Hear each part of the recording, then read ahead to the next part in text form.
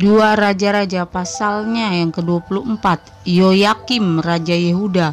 Yoyakim berumur 25 tahun pada waktu ia menjadi raja, dan 11 tahun lamanya ia memerintah di Yerusalem. Nama ibunya ialah Zebuda binti Pedaya dari Rumah. Ia melakukan apa yang jahat di mata Tuhan, tepat seperti yang dilakukan oleh nenek moyangnya. Dalam zamannya majulah berperang Nebukadnezar Raja Babel. Lalu Yoyakim menjadi takluk kepadanya 3 tahun lamanya. Tetapi kemudian Yoyakim berbalik dan memberontak terhadap dia. Tuhan menyuruh gerombolan-gerombolan Kasdim, gerombolan-gerombolan Aram, gerombolan-gerombolan Moab, dan gerombolan-gerombolan Bani Amon melawan Yoyakim. Ia menyuruh mereka melawan Yehuda untuk membinasakannya sesuai dengan firman Tuhan yang diucapkannya dengan perantaraan para hambanya, yaitu para nabi. Sungguh hal itu terjadi pada Yehuda sesuai dengan titah Tuhan untuk menjauhkan mereka dari hadapannya oleh karena dosa-dosa Manasye setimpal dengan segala yang dilakukannya, dan juga oleh karena darah orang yang tidak bersalah yang ditumpahkannya, sebab ia telah membuat Yerusalem penuh dengan darah orang yang tidak bersalah, dan Tuhan tidak mau mengampuninya. Selebihnya dari riwayat Yoyakim dan segala yang dilakukannya, bukankah semuanya itu tertulis dalam kitab sejarah Raja-Raja Yehuda? Kemudian Yoyakim mendapat perhentian bersama-sama dengan nenek moyangnya, maka Yoyakin anaknya menjadi raja menggantikan dia. Raja Mesir tidak lagi keluar berperang dari negerinya, sebab Raja Babel telah merebut segala yang termasuk wilayah Raja Mesir, mulai dari sungai Mesir sampai ke sungai Efrat. Yoyakin Raja Yehuda. Yoyakin berumur 18 tahun pada waktu ia menjadi raja, dan 3 bulan lamanya ia memerintah di Yerusalem. Nama ibunya ialah Nehusta binti Elnatan dari Yerusalem. Ia melakukan apa yang jahat di mata Tuhan, tepat seperti yang dilakukan ayahnya. Pada waktu itu majulah orang-orang Nebukadnezar Raja Babel menyerang Yerusalem, dan kota itu dikepung. Juga Nebukadnezar Raja Babel datang menyerang kota itu sedang orang-orangnya mengepung. Lalu keluarlah Yoyakin Raja Yehuda mendapatkan Raja Babel. Ia sendiri, ibunya, pegawai-pegawainya, para pembesarnya, dan pegawai-pegawai istananya. Raja Babel menangkap dia pada tahun yang ke-8 dari pemerintahannya. Ia mengeluarkan dari sana segala barang perbendaharaan rumah Tuhan dan barang-barang perbendaharaan istana raja, juga dikeratnya emas dari segala perkakas emas yang dibuat oleh Salomo Raja Israel di bait Tuhan, seperti yang telah difirmankan Tuhan. Ia mengangkut seluruh penduduk Yerusalem ke dalam pembuangan, semua panglima dan semua pahlawan yang gagah perkasa, 10.000 orang tawanan, juga semua tukang dan pandai besi. Tidak ada yang ditinggalkan kecuali orang-orang lemah dari rakyat negeri. Ia mengangkut Yoyakin ke dalam pembuangan ke Babel, juga ibunda raja, istri-istri raja, pegawai-pegawai istananya, dan orang-orang berkuasa di negeri itu dibawanya sebagai orang buangan dari Yerusalem ke Babel. Semua orang yang gagah perkasa, 7.000 orang banyaknya, para tukang dan para pandai besi, 1.000 orang banyaknya, sekalian pahlawan yang sanggup berperang, dibawa oleh Raja Babel sebagai orang buangan ke Babel. Kemudian Raja Babel mengangkat matanya paman Yoyakin menjadi raja menggantikan dia, dan menukar namanya menjadi Zedekia. Zedekia Raja Yehuda. Runtuhnya kerajaan Yehuda. Zedekia berumur 21 tahun pada waktu ia menjadi raja, dan 11 tahun lamanya ia memerintah di Yerusalem. Nama ibunya ialah Hamutal binti Yeremia dari Libna. Ia melakukan apa yang jahat di mata Tuhan, tepat seperti yang dilakukan Yoyakim. Sebab oleh karena murka Tuhanlah terjadi hal itu terhadap Yerusalem dan Yehuda, yakni bahwa ia sampai membuang mereka dari hadapannya. 2 Raja-Raja pasalnya yang ke-25. Zedekia memberontak terhadap Raja Babel. Maka pada tahun ke-9 dari pemerintahannya, dalam bulan yang ke-10 pada tanggal 10 bulan itu, datanglah Nebukadnezar Raja Babel dengan segala tentaranya menyerang Yerusalem. Ia berkemah mengepungnya dan mendirikan tembok pengepungan sekelilingnya.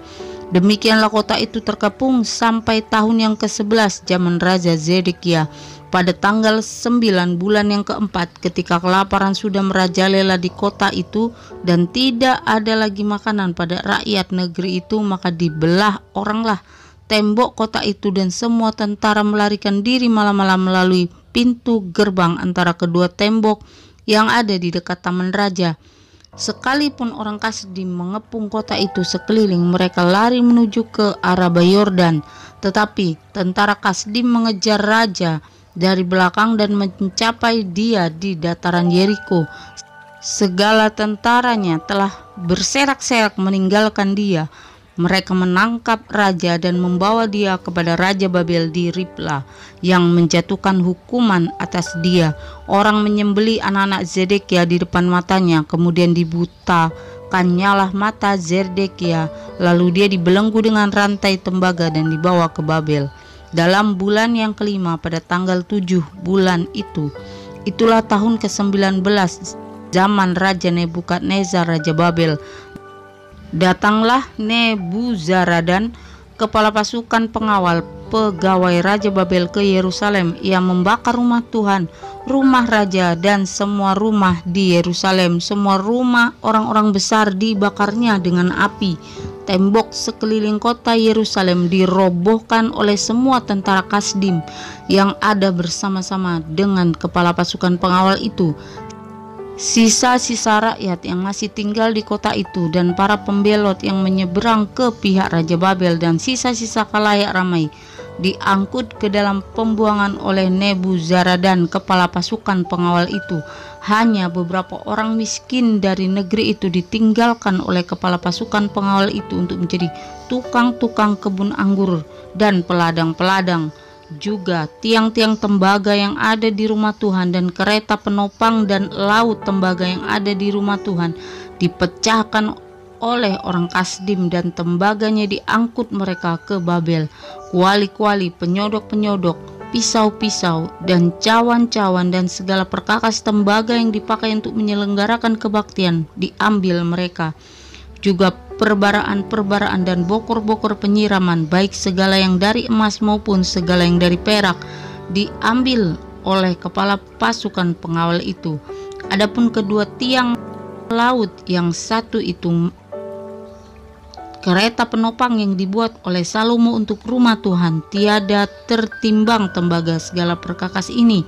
18 hasta tingginya tiang yang satu, dan di atasnya ada ganja dari tembaga. Tinggi ganja itu 3 hasta, dan jala-jala dan buah-buah delima ada di atas ganja itu sekelilingnya. Semuanya itu tembaga, dan seperti itu juga tiang yang kedua disertai jala-jala.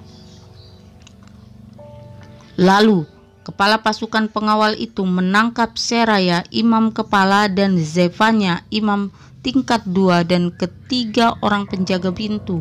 Dari kota itu ditangkapnya seorang pegawai istana yang diangkat mengepalai tentara, dan 5 orang pelayan pribadi raja yang terdapat di kota itu, dan panitera panglima tentara yang mengerahkan rakyat negeri menjadi tentara, dan 60 orang dari rakyat negeri yang terdapat di kota itu. Nebuzaradan, kepala pasukan pengawal, menangkap mereka dan membawa mereka kepada Raja Babel di Ribla. Lalu Raja Babel menyuruh membunuh mereka di Ribla di tanah Hamat. Demikianlah orang Yehuda diangkut ke dalam pembuangan dari tanahnya. Gedalia menjadi gubernur dan dibunuh. Tentang rakyat yang masih tinggal di tanah Yehuda yang ditinggalkan oleh Nebukadnezar Raja Babel, diangkatnyalah atas mereka Gedalia bin Ahikam bin Safan. Ketika semua panglima tentara dengan orang-orangnya mendengar bahwa Raja Babel telah mengangkat Gedalia, maka pergilah mereka kepada Gedalia ke Mispa, yaitu Ismail bin Netanya, Yohanan bin Kareah, Seraya bin Tanhumet orang Netofa itu, dan Yaazanya anak seorang Maaka bersama dengan anak buahnya. Lalu bersumpahlah Gedalia kepada mereka dan anak buah mereka, katanya kepada mereka, janganlah kamu takut terhadap pegawai-pegawai orang Kasdim itu. Tinggallah di negeri ini dan takluklah kepada Raja Babel, maka keadaanmu akan menjadi baik.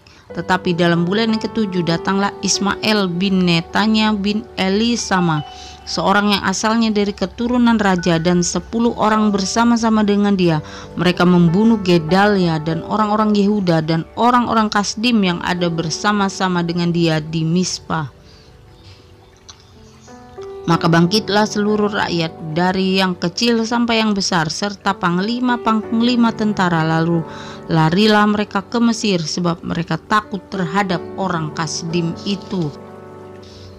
Yoyakin dikasihani. Kemudian dalam tahun ke-37 sesudah Yoyakin Raja Yehuda dibuang, dalam bulan yang ke-12 pada tanggal 27 bulan itu, maka Ewil Merodak Raja Babel dalam tahun ia menjadi raja menunjukkan belas kasihannya kepada Yoyakin Raja Yehuda dengan melepaskannya dari penjara.